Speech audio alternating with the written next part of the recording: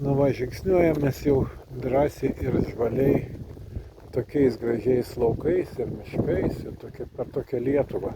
Atsargiai mašina. Na, su mašinam reikia sveikintis privažiuojančiam pon kamino.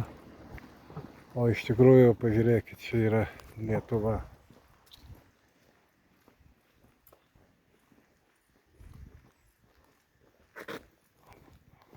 Jo, tokiu keliu einam. Ir visiškai šilta. Eglė vis juokėsi, sako, lapkričio šiandien 3 diena, sako. O vakar jinai buvo su suknele. Lapkričio 2 diena. Biškį vakarė kojas pašalo, sakė irgi. Ne, normaliai. Normaliai. Jo. Buvo verta. Buvo verta. Jeigu įsidėjo tą suknelę į kuprinę, tai žinokit, taigi čia, žinok. Nu, jinai manęs klausė, netgi tokia tikriausiai sąžinės grožaties buvo apimta. Sako, ar tu turi kokį nors rūbą, kurį dar nenešiojai? Aš sakau, aš jau visus nešiojau.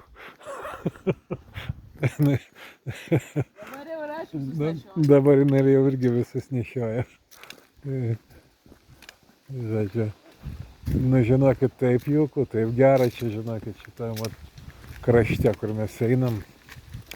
Liepos biškutį didesnis negu Lietuvoje, bet viso kito yra lygiai tas pats. Sakyčiau, namukai netgi panašus yra.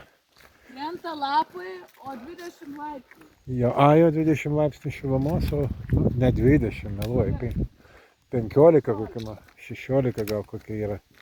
Nu, tai va. Ir tokį miestelį po miestelį ir praeina, čia žinai, kas čia. Oncina della Valdoncina. Oncina della Valdoncina.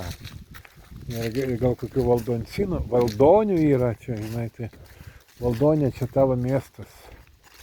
Nepažįsta ne vienos Valdonės, net galbūt yra. Nu va, tai gražu iš tikrųjų. Nesam pavargę. Priekiai žingsniuoja tokia pora, ten vyras ir žmona matys, bet jie turi ant dviejų vieną kuprinę. Tai vienas panešė, tai kitas panešė. Nežinau, čia galbūt yra tos pavežančios firmos, kurios kuprinės paveža, 6 eurai kainuoja. Nu tai galbūt atiduoda ką nors jie. Va, o mes tai va, gražiai eisim dabar dar.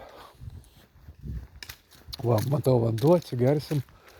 Kur yra vanduo, geriamas, parašyta aqua potable. Potable, geriamas. Mokomės mes ispanų kalbos. Šiaip liko iki Santiago 304 kilometrai. Nu, visai, sakykim, nedaug.